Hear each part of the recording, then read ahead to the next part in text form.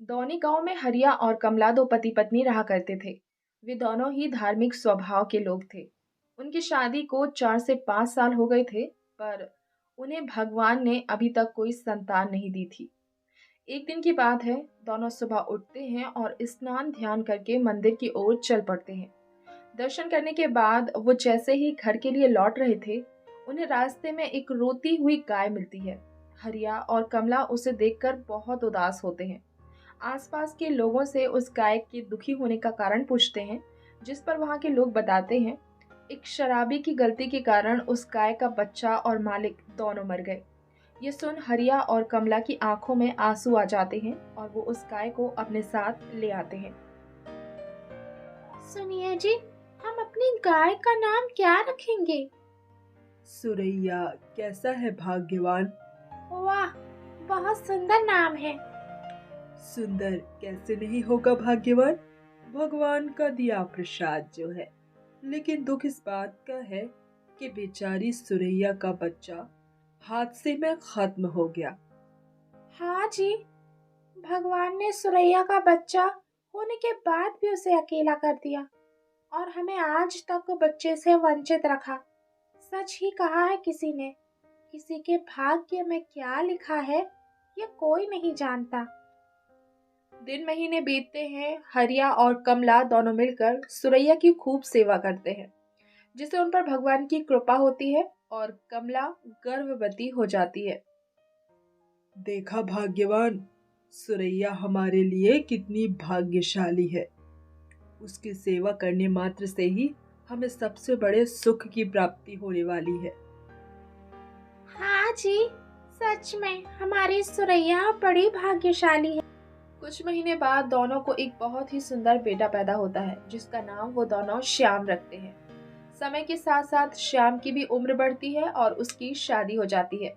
श्याम की पत्नी बहुत सुंदर और पढ़ी लिखी थी, लेकिन उसे अपनी सुंदरता पर बहुत घमंड था।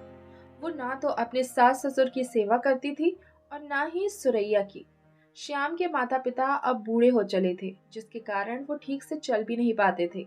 इसीलिए बहू से ही सुरैया की सेवा करने कहते थे। बेटा, सुरैया को चारा डाल दे, नहीं तो वो भूखी ही रह जाएगी। ओफो माँ, मैं शहर की पढ़ी लिखी लड़की हूँ, क्या अब मैं ये सब करूंगी?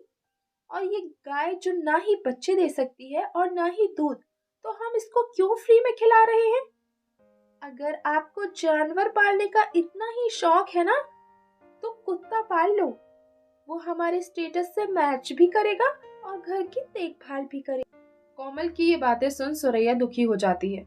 एक दिन की बात है, श्याम और उसकी बीवी में सुरैया को लेकर झगड़ा हो जाता है और श्याम की बीवी बाहर आंगन में पड़ी चारपाई पर आकर सो जाती है। उसी रात करीब 12 बजे एक काला सांप दरवाजे से रेंगता हुआ कोमल की तरफ बढ़ रहा होता है, जिसे देख सुरैया जोर जोर से रभाने लगती है। उसकी आवाज सुन घर के सब उठ जाते हैं। सुनिए जी, सुरैया जोर जोर से रभा रही है। हाँ भाग्यवान, मैं जाकर देखता हूँ क्या बात है।